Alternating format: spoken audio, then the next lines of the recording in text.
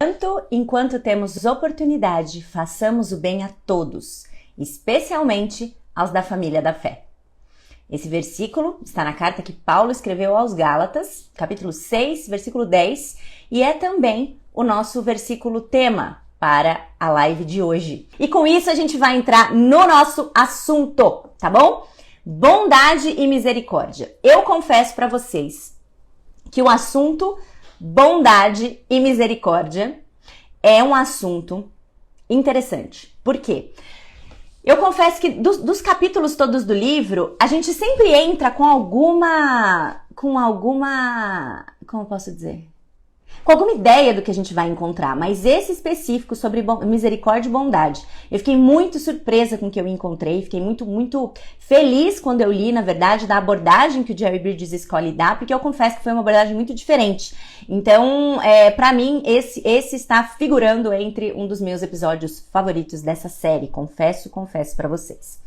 Mas vamos lá então, agora que você já sabe que a live não é de terça, é de quarta, que você vai entrar no Philly Talks. Se você entrou e achou estranho, você precisa ter fé, entendeu? Você fala assim, não, isso aqui não vai ser estranho, eu vou seguir mesmo assim. E que a nossa peixinha vai sair. Você, a essas alturas, também já sabe que o nosso livro da série é o Exercita-te na Piedade, certo? Ele começou com o livro da Jen Oshman, mas a gente tem ficado nesse aqui, que é onde eu vou me basear hoje para falar sobre misericórdia e bondade. E esses dois, misericórdia e bondade, eles foram colocados juntos porque, na visão do autor, eles estão relacionados de uma forma tão estreita, tão íntima mesmo, que muitas vezes a gente acaba usando uma palavra no lugar da outra. E elas dão uma ideia, inclusive, de progressão em relação aos traços do caráter piedoso que a gente viu na semana passada, que foram paciência e a benignidade. E aí, de que forma que isso acontece? Veja lá. Se você não assistiu ainda, você veja esse episódio depois, mas se você já viu, você vai lembrar comigo que a paciência foi definida pelo Bridges como a reação piedosa aos maus tratos. E a benignidade definida como a conduta piedosa em todas as ocasiões. Então, paciência, uma reação piedosa quando me tratam mal. A benignidade, uma conduta piedosa independente de como eu sou tratado, em qualquer circunstância, em qualquer ocasião. E a bondade e a misericórdia, ela vem progredir nessa caminhada, trazendo um desejo ativo de reconhecer e de atender às necessidades dos outros. Ou seja, na paciência, eu trato bem quem me trata mal. Na benignidade, eu trato bem as pessoas o tempo todo. Na bondade e na misericórdia, eu antecipo e vejo onde eu posso fazer o bem para o outro e eu faço. A misericórdia também é definida como um desejo sincero de que os outros alcancem a felicidade. E a bondade é aquela atitude que promove essa felicidade do outro. A misericórdia tem mais a ver, então, com uma atitude de coração em que eu olho e identifico uma necessidade, eu verifico que algo está faltando, entre aspas, para aquela pessoa. E na bondade, eu vou atrás de suprir isso. O Bridges é ele quem dá todas essas definições e ele avança mais um pouquinho também para dizer que a misericórdia é uma disposição interior que é obra do Espírito Santo em nós, ela é criada pelo Espírito Santo, que nos leva a ser sensíveis às necessidades dos outros. Não só a necessidade física, mas necessidade de qualquer natureza, emocional, espiritual, etc, etc. A misericórdia, então, é aquela disposição capacitada e criada pelo Espírito Santo, que me leva a olhar para o outro enxergando a necessidade dele, enxergando aquilo que ele precisa. Isso é ter misericórdia de alguém. Enquanto a bondade é a misericórdia em ação. Amei essa definição. Bondade é a misericórdia em ação. Aquilo que eu identifiquei, eu tenho palavras e atos que vão suprir aquilo no outro. Então, de fato, são sinônimos. Misericórdia e bondade são palavras que, se a gente usar num certo sentido de forma intercambiável, elas até vão ter sim o mesmo significado. A misericórdia, ela é um traço do Espírito Santo. Naturalmente, a maioria de nós, você não precisa nem ficar vermelha aí se você tá ouvindo, falando, puxa, careço muito de misericórdia. A maioria de nós tende a se ocupar consigo mesmo. A maioria de nós é autocentrado nesse sentido. Se importa ou gasta a maior parte do tempo pensando nos seus próprios problemas, nos seus próprios horários, nas suas próprias agendas. A pessoa misericordiosa, de uma forma capacitada pelo Espírito, ela expandiu seu pensamento para fora dela mesma. Ela expandiu seu pensamento para fora dela e dos seus interesses. Ela então se interessa de forma autêntica pela felicidade e pelo bem-estar dos outros. Ela se interessa de forma autêntica no bem-estar de quem está fora dela, entendeu? E quando ela coloca isso em ação, ela é bondosa. Quando ela coloca isso em ação, então, ela é bondosa. Você deve se lembrar que tanto a misericórdia como a bondade são atributos de Deus. Inclusive lá na nossa primeira série de lives, quando ainda não era de terça, mas era todo dia, incluindo a terça. A misericórdia e a bondade, elas são atributos de Deus, mas são aqueles atributos chamados comunicáveis. Se você estava na live da semana passada, de quinta-feira à noite, que é a aula inaugural do clube, em que a gente falou sobre a santidade de Deus, a gente discutiu e apresentou um pouquinho essa ideia do comunicável e do incomunicável. Se você não viu, também veja lá, mas a minha recomendação é que você assista a série de lives, de devocionais, Deus Incomparável, que em qualquer canal que você tiver me ouvindo isso de forma gravada, você tem acesso. E aqui no Instagram, inclusive, se você está ao vivo, você também consegue acessar, em que nela a gente falou sobre os atributos de Deus. E misericórdia e bondade foram atributos que a gente abordou nessa série, que são atributos comunicáveis. Ou seja, na nossa vida abundante, que é uma vida piedosa e centrada em Deus, tornar-se como Ele é, naquilo que Ele deseja que a gente espelhe, é um alvo. Nosso objetivo é espelhar esses atributos comunicáveis. Então, crescer em misericórdia é um alvo de todo cristão piedoso. Crescer em misericórdia é um alvo nosso. E o Novo Testamento fala bastante sobre a misericórdia de Deus em ação, bondade, sempre contrastando a bondade de Deus com a completa indignidade do homem. Ele é misericordioso com todos os homens. Deus é misericordioso com homens ingratos. Deus é misericordioso com homens maus, totalmente perdidos, rebeldes, sem distinção. Ele é misericordioso e coloca essa bondade em ação. Se nós quisermos ser semelhantes a Deus, a gente vai ter que ser bondosa com todos os homens. E a nossa inclinação natural não é essa. Por isso, é um fruto do Espírito. A nossa inclinação natural é ter misericórdia só com aqueles com quem a gente tem alguma afinidade natural. Ou só com quem a gente boa, com quem a gente naturalmente gosta. Só que Deus é misericordioso até com aqueles que são mais desprezíveis, ingratos e maus. Ser bondoso com alguém ingrato, gente, não é fácil. Ser bondoso com alguém que é ingrato não é nada fácil.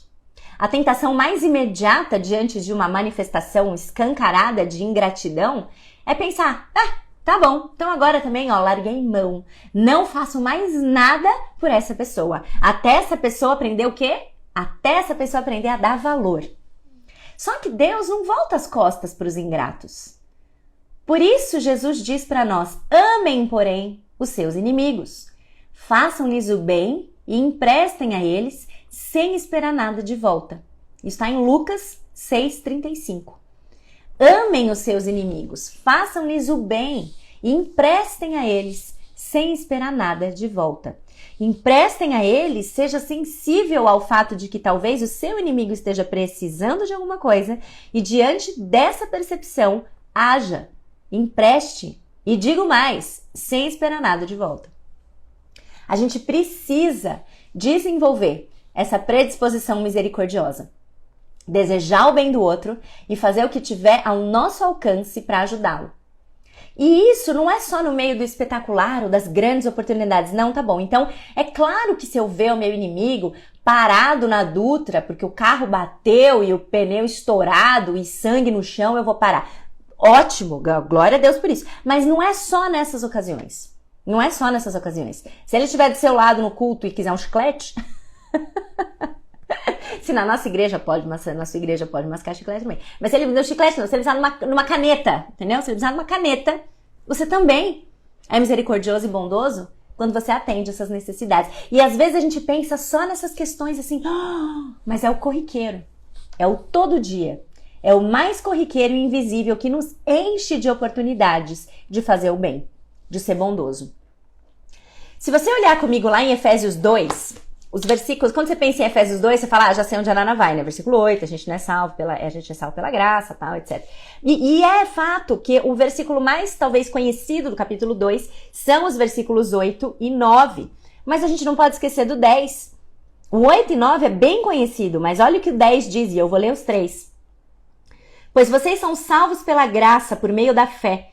E isto não vem de vocês, é dom de Deus. Não por obras, para que ninguém se glorie.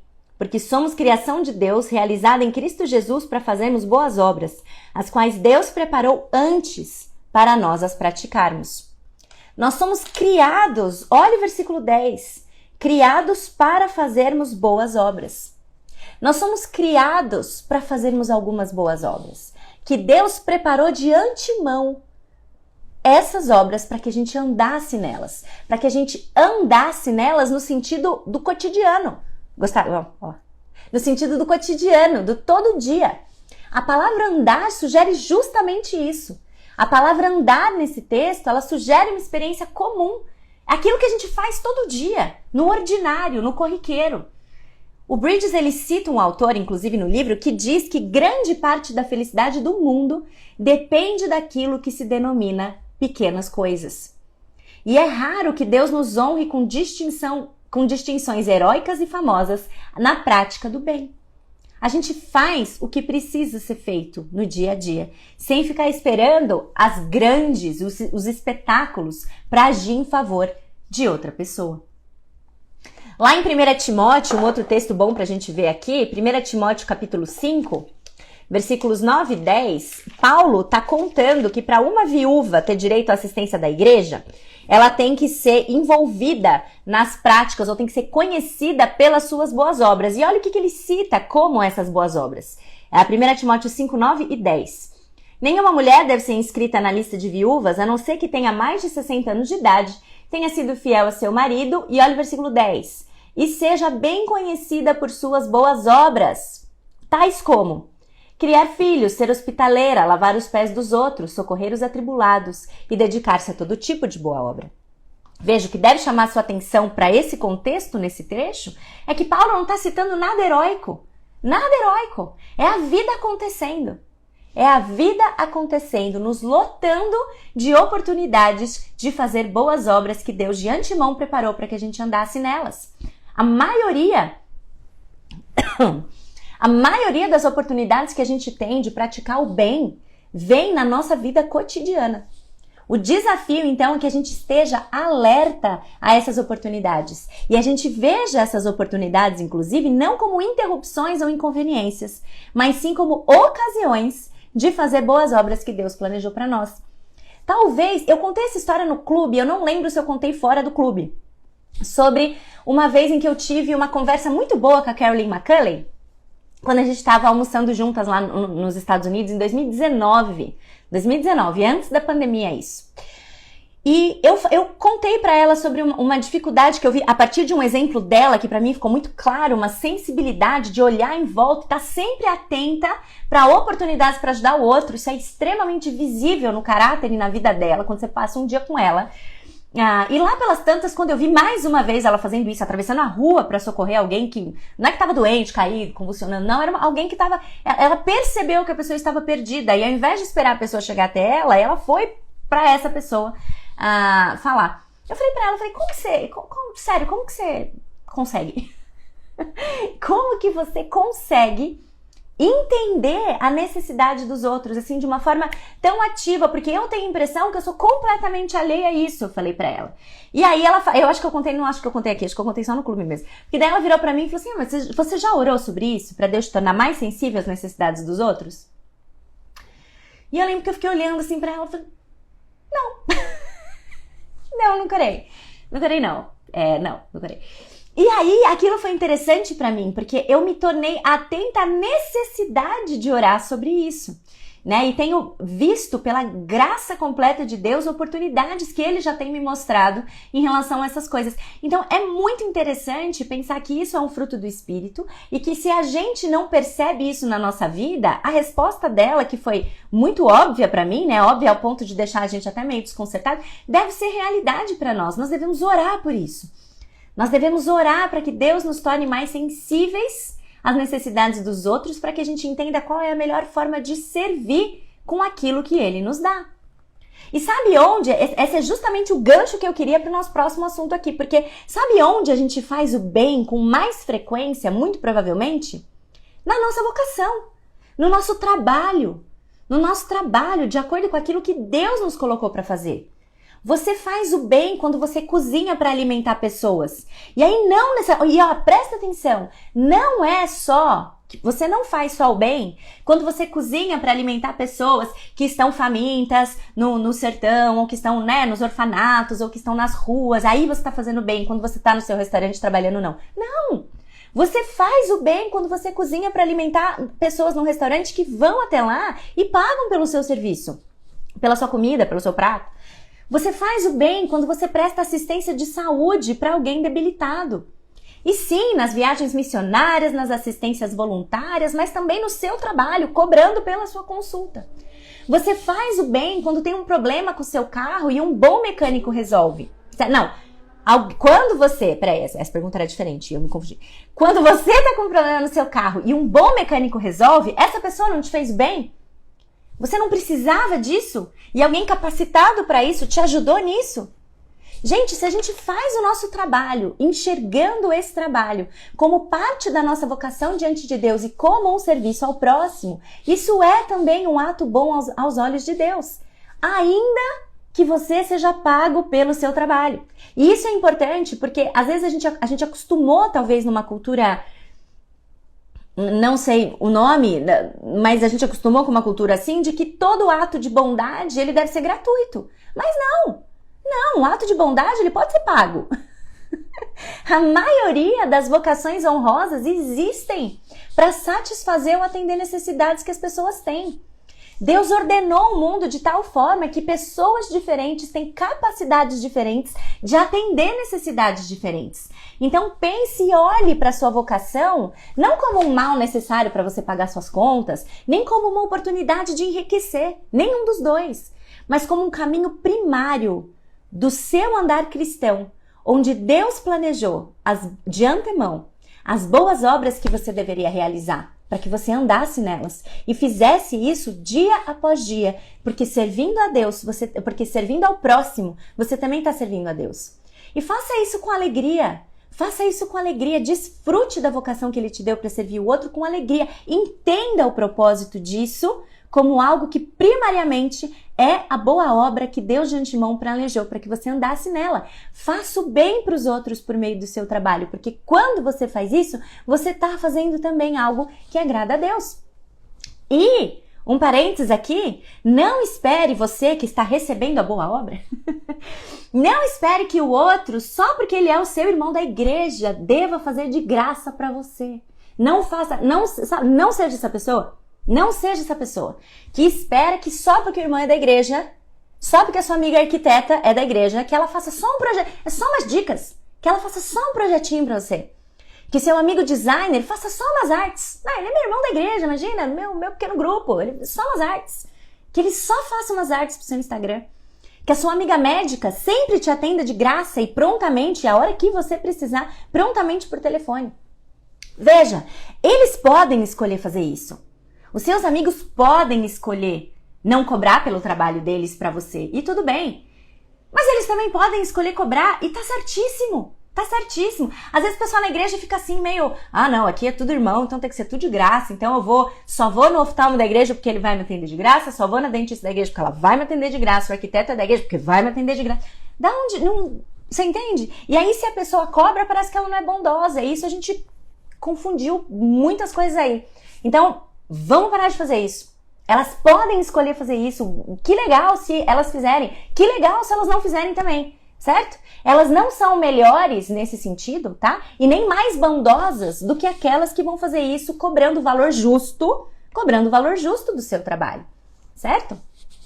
É claro que às vezes você também, infelizmente, vai se deparar, como eu já me deparei, com gente que cobrou mais, que cobrou muito mais, né?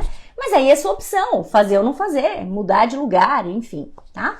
Mas não faça isso, não vá esperando descontinho, pedindo descontinho, porque isso não é legal, isso não é legal, tá? A gente tem colocado muitos irmãos nossos em saia justa porque eles cobram por um bom trabalho, né? E eles não são menos bondosos porque eles cobram. Vamos parar com isso, amém, amém, amém, aleluia, amém. E agora voltando para o nosso trabalho, fecha esse parênteses, muitas de nós aqui, despendemos metade ou mais da metade do tempo que a gente passa acordado com a nossa vocação, com o nosso trabalho. Gente, é muito tempo. E se a gente não encontra oportunidade para fazer boas obras nesse tempo, a gente está jogando fora metade da vida. Metade da vida no que concerne o propósito de Deus para a gente aqui na Terra. Se a gente acha que no nosso serviço a gente não tem condição de satisfazer as necessidades das pessoas, então é hora de, em espírito de oração, considerar uma mudança. Mas isso não significa que todo mundo tem que sair do emprego para ser dedicação ministerial em tempo integral. Sabe aquela coisa? Parece que é só aí que está a vocação, parece que é só aí que está o propósito de Deus para a vida das pessoas. Não, é onde você está. É onde você está. Não é só no ministério de dedicação exclusiva, embora Deus chame alguns para isso e direcione muitos para isso, e glória a Deus por isso, mas Ele não chama todo mundo. Ele não chama todo mundo para isso, certo? Até porque se Ele chamasse todo mundo para isso, a gente não teria onde comer, os hospitais estariam vazios, na época de imposto de renda, o que todo mundo do Ministério em Tempo Integral ia fazer? Cadê o contador? Não tem, tá todo mundo pregando. Deus fez as pessoas diferentes e você pode servir os outros de formas totalmente diferentes e ainda assim estarem todos servindo ao mesmo Deus com a vocação que Deus deu para cada um. Então o Ministério Tempo Integral, que às vezes é um mito, não é a única arena da vida em que Deus prepara as boas obras para que você ande nelas. Se a gente quer crescer em misericórdia, a gente precisa ter a atitude certa em relação ao nosso trabalho. Então pense sobre pense sobre a sua vocação. Sua vocação serve a Deus e a necessidade do próximo? Talvez você esteja tão longe na cadeia da assistência direta ao próximo que você não veja o benefício direto. Mas pensa de verdade no benefício. Porque ele, em 99,8% das vocações, ele chega ao benefício direto. Como fazer o que você faz serve os outros, ainda que não seja de maneira direta, mas você faz parte de uma cadeia que está contribuindo para servir o próximo. Naná, legal, mas e eu? Eu não trabalho fora de casa, eu sou dona de casa. Como fica isso tudo para mim? Gente, você deve olhar para o que você faz da forma como Deus vê o que você faz, não como o mundo e a cultura vê o que você faz ou diz que você faz. Quando você escolhe servir integralmente a sua família, você serve integralmente a sua família quando você escolhe cuidar da sua casa e cuidar dos seus filhos. Tem muito trabalho ali. E você vai concordar comigo que quando você serve integralmente na sua casa e cuidando dos seus filhos, você tem que fazer isso com a visão do benefício que isso traz para a glória de Deus e serviço ao próximo. Você não enxerga que você está servindo ao próximo quando você está dentro da sua casa servindo seu marido e seus filhos? Você está. Você está. E esse é o propósito de Deus também para a nossa vida. Esse é o propósito de Deus para nós, inclusive mulheres que temos como prioridade colocar a nossa casa, nosso marido, nossos filhos, certo? Sim, podemos ter um trabalho, né? Nem é o assunto de hoje, mas eu nem preciso falar isso para vocês. A gente pode, mas nós temos essa prioridade. E a escolha de algumas de dedicar-se com exclusividade a isso, você precisa enxergar o benefício disso, colocado tantas vezes na palavra de Deus, de que você está servindo integralmente a sua família quando você faz isso. Isso me leva, falar de serviço ao próximo, inclusive, me leva ao meu próximo assunto, que é o de Gálatas 6:10, que eu li na abertura da live. O que Gálatas 6:10 diz? Façamos o bem a todos, especialmente aos da família da fé. Você já tinha visto esse finalzinho? As nossas boas ações, elas têm que atingir a todos. Esse é o começo do versículo, certo? Da fé ou não. Mas ele também coloca uma prioridade. Façamos o bem a todos, especialmente aos da família da fé. E isso parece um pouco incômodo, né? Mas é isso mesmo. É isso mesmo. As boas obras, elas começam em casa. Boas obras começam em casa. 1 Timóteo 5:8 diz que se alguém não cuida dos seus parentes, especialmente os da própria família, negou a fé e é pior do que um descrente. As boas obras começam em casa. Sabe aquela história assim, a gente vai na igreja, todo domingo a gente dá aula para as crianças no cultinho, mas a gente tá tão atarefado a semana inteira que a gente não conta uma história pro filho? Sabe aquela história, todo domingo tá na escala de alguma coisa, mas em casa não tira o lixo por nada? Sabe aquela história, todo mundo quer salvar o mundo, mas ninguém quer ajudar a mamãe a lavar a louça? As boas obras, elas começam em casa. A gente precisa ser mais sensível às necessidades daqueles que moram com a gente, daqueles que estão diante de nós. Em casa, na igreja, a todos, certo? Essa é a ordem de expansão.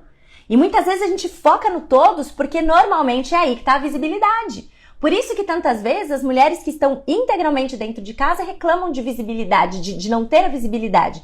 Porque o mundo não enxerga o micro.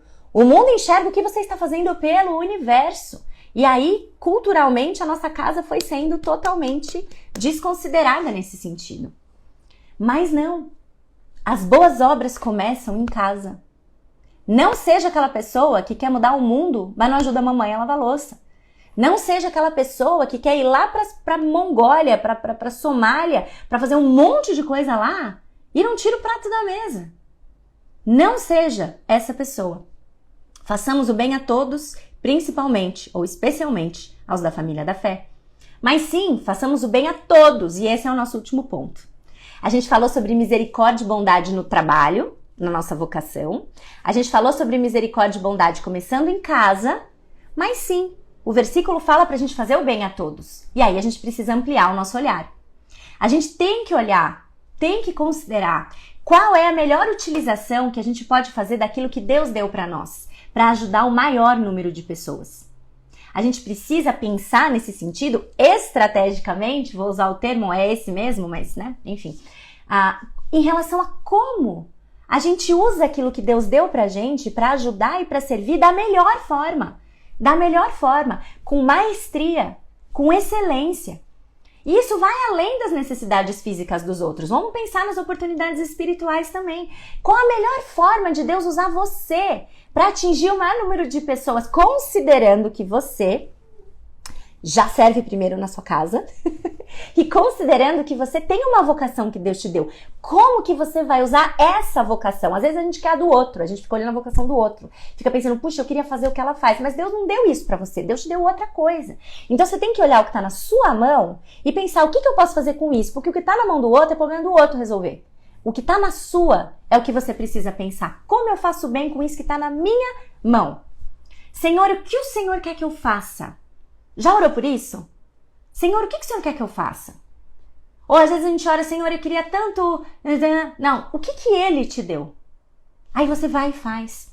Sim, tá escrito lá em Gálatas 6:10 que a prioridade é a família, mas ele começa dizendo, façamos o bem a todos. E a gente não pode ignorar isso. A gente tem uma responsabilidade nesse mundo. Agora, veja que sensacional. Eu trouxe o livro para ler o Ipsis Literis aqui. Que o Bridges coloca aqui na página 240 e 241. Eu vou ler 2 parágrafos que estão meio separados entre eles, mas que eles se conectam de uma forma muito perfeita. Presta muita atenção. A verdadeira bondade é abnegada não apenas no que se refere a dinheiro, mas também ao tempo. Como os cristãos macedônios que deram tudo quanto podia e até além do que podiam, o cristão que deseja fazer o bem aos outros, muitas vezes tem que dar o tempo que ele não tem. Com frequência, esse é um ato de fé igual a dar dinheiro que achamos que não temos condições de dar. Sempre estaremos ocupados demais para ajudar os outros, a menos que verdadeiramente compreendamos a importância que Deus atribui às boas obras que prestamos aos outros. Minha amiga, se você for esperar ter tempo para ajudar alguém, você nunca vai ajudar alguém. Essa é a ideia principal que ele está dando aqui. Ele não tá defendendo que você esteja sempre exausta e sobrecarregada, mas servir os outros dá trabalho. E gasta tempo, que é um dos nossos maiores ativos hoje, né? E se a gente não tiver consciência disso, a gente vai ficar esperando ter um tempo. Ficar esperando ter um tempo para ir, esperando ter um tempo para. Enquanto o que a gente precisa fazer é abrir mão, sim, daquele janelinha de tempo que muitas vezes a gente tem. Porque quando a gente abre mão disso para fazer boas obras, Deus vai nos capacitar. De novo, não é uma defesa da exaustão, nem de você ficar sobrecarregado. Mas Deus vai nos dar o equilíbrio de entender que também não é eu ficar sentado esperando eu ter tempo livre, porque eu sempre vou abarrotar minha agenda com coisas que eu vou considerar mais importantes. A não ser que eu ore e peça para Deus que me torne misericordiosa para enxergar a necessidade dos outros. E aí, a misericórdia em ação vai me fazer agir. Vou abrir mão de algumas coisas para eu agir em benefício dos outros. Agora, olha o que ele continua dizendo. A verdadeira bondade não é apenas abnegada, ela é também incansável. Ela não se cansa de fazer o bem, está em Gálatas 6:9. Uma coisa é fazer o bem nos poucos e isolados casos, ou mesmo em muitos deles. Coisa muito diferente é enfrentar de bom ânimo a perspectiva de praticar alguma ação bondosa, entra dia, sai dia, durante um interminável período de tempo, especialmente se os recipientes dessas ações têm essas ações como garantidas. Todavia, a verdadeira bondade não olha para os recipientes. A verdadeira bondade não olha nem para os resultados das suas ações à espera de recompensa. A verdadeira bondade olha somente para Deus e, vendo seu sorriso de aprovação, adquire a força necessária para prosseguir. Espetacular. E isso é difícil, porque a verdadeira bondade, ela independe da resposta ou do retorno que a gente faz, do que a gente faz. A verdadeira bondade, ela não foca nisso. Ela não foca no muito obrigado que ela recebeu ou não. Ela não foca nos números de conversões ou de cestas distribuídas ou de muito obrigado, de crianças da minha creche que hoje são assim, Billy Grahams. Não. Ela faz porque ela olha para o Salvador. Ela faz porque ela olha para Deus. E porque ela olha para Deus e não para os resultados, mesmo diante das dificuldades, ela continua a nadar. Continua a nadar. Porque não é pelas pessoas, em última análise, é para Deus. É para Deus. A gente precisa fazer o bem. Nós não somos salvos pelo bem que nós fazemos, mas fazer o bem é uma parte vital e necessária, é uma evidência de que a gente é salvo. A gente não é salvo por isso, mas a boa obra é uma evidência de que a gente foi salvo, certo? Sirva com o seu trabalho. Tô concluindo aqui. Sirva com o seu trabalho. O irmão que é servido, pare de achar que tem que ser servido de graça 100% do tempo, certo? Sirva os que são da sua casa primeiro. Não seja o super servo lá fora que não tira um copo do lugar. E sirva a todos. Busque oportunidade, seja incansável. Deus te deu dons para serem usados para a glória dele. Não despreze isso usando só de vez em quando.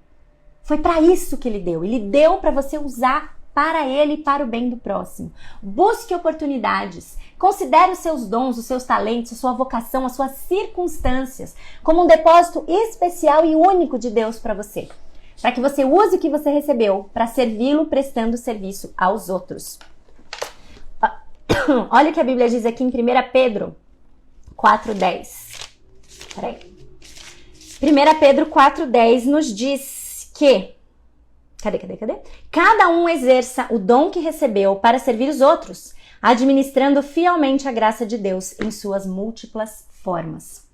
Você é responsável não por fazer todo o bem que precisa ser feito no mundo. Você é responsável por fazer o que Deus planejou para você. Você não é responsável por salvar o mundo. Cristo fez isso, né? Ele morreu, certo? Mas você é responsável por fazer aquilo que Deus colocou na sua mão para fazer. E o que ele colocou na sua mão é diferente do que ele colocou na minha. Na que ele colocou na da fulana, da fulana, da fulana. Você é responsável pelo que você tem. E o que você está fazendo sobre isso? E uma outra coisa, e a gente já está no fim. Lembre-se de que a maioria das oportunidades de fazer o bem acontece na rotina ordinária da nossa vida. A maioria das oportunidades de fazer o bem acontece no ordinário. Não fique procurando o espetacular. Não fique procurando só o heróico. Não espera a viagem missionária para então ministrar para um jovem. Não espera um convite para falar numa conferência a cada 2 anos para então ensinar a Bíblia para multidões. Ministra para um.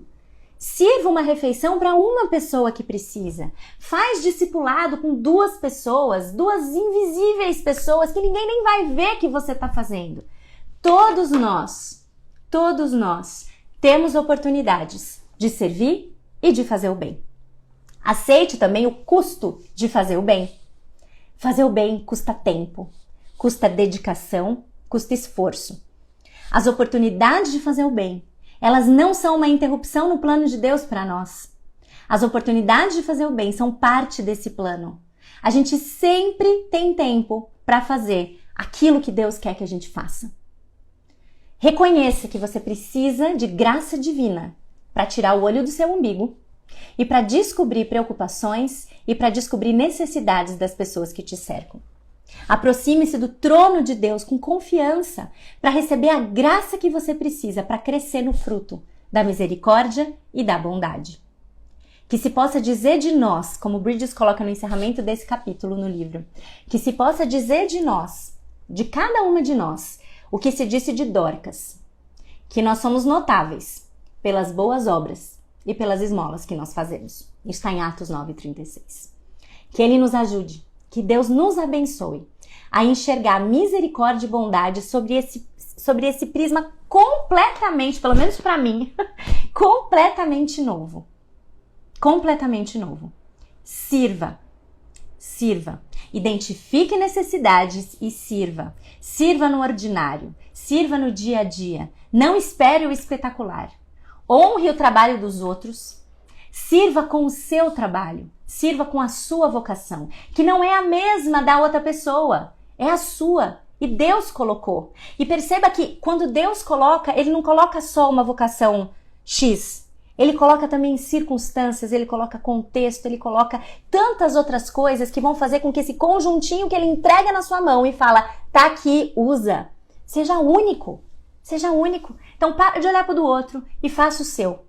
Comece em casa. Use o seu trabalho para a glória de Deus. E também, use isso com excelência.